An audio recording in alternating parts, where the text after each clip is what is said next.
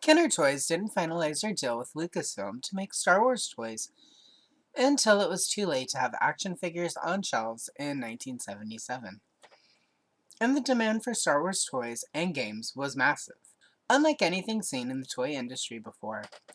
While there had been popular licensed properties, Kenner itself had seen considerable success with the $6 Million Man and the Bionic Woman, and Mego had built a huge portion of its toy fortunes on the world's greatest superheroes, Planet of the Apes, and even Star Trek, as well as dolls of the biggest celebrities of the 1970s, such as Cher, Farrah Fawcett, and Kiss.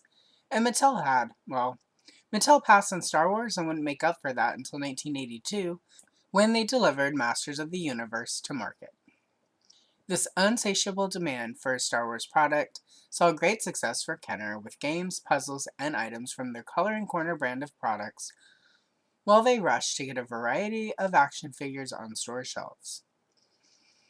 When the 3 3/4 mini action figures finally arrived in the spring of 1978, they were popular and sold out quickly. It was not until mid to late summer of 1978 that the products began meeting the demand, and Kenner would flood the market with toys.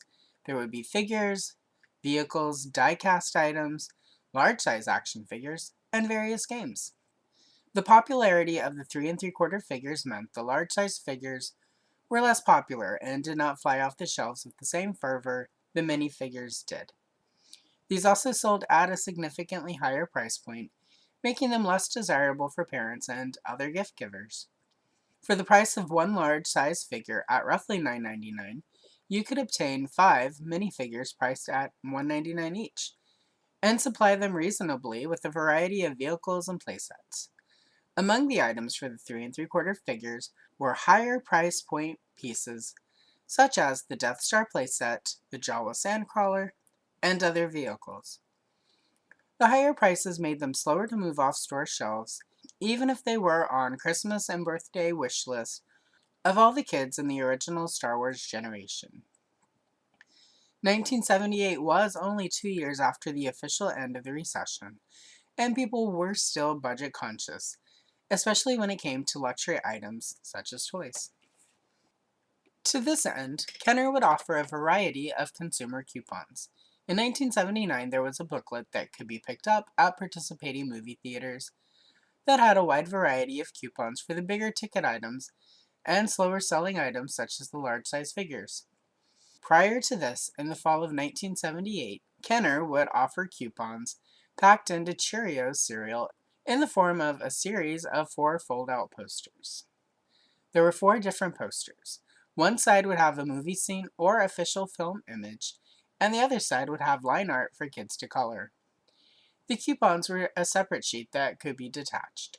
This was a fairly easy promotion to arrange at the time, as General Mills was the parent company of Kenner Toys and also the corporation that made Cheerios.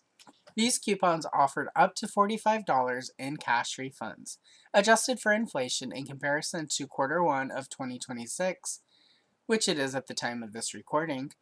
This translates to $227.91. This appealing promotion to budget-conscious shoppers was timed for the 1978 holiday season to help move Star Wars and other Kenner items during the oh-so-important, for profits, Q4. The Star Wars items in these 1978 refund coupons focused on these bigger ticket items such as the newly released large-size figures, the Death Star playset, the remote control R2-D2, as well as the X-Wing and TIE Fighter. There were also refund offers for Kenner's most popular evergreen items, such as Play-Doh playsets, the Easy Bake Oven, Spirograph, and Kenner's surprise best-selling Baby Alive doll that had been introduced in 1973.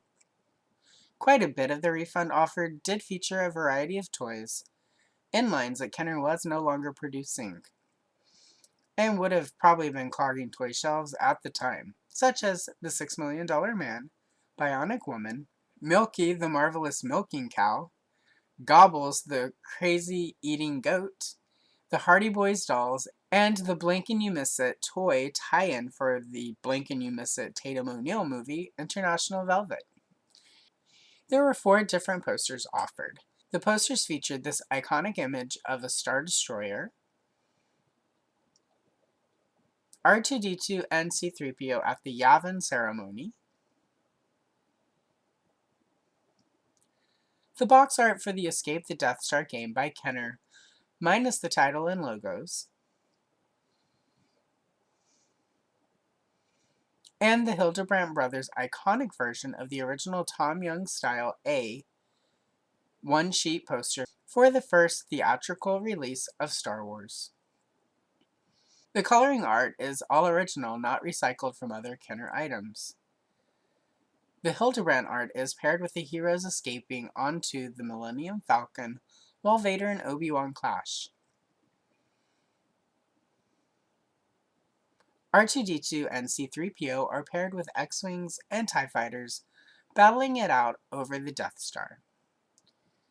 The Star Destroyer has the Falcon flying through space, with Luke, Han, Leia, and the droids in a firefight below, and Vader, Sand Troopers, and Stormtroopers are below them.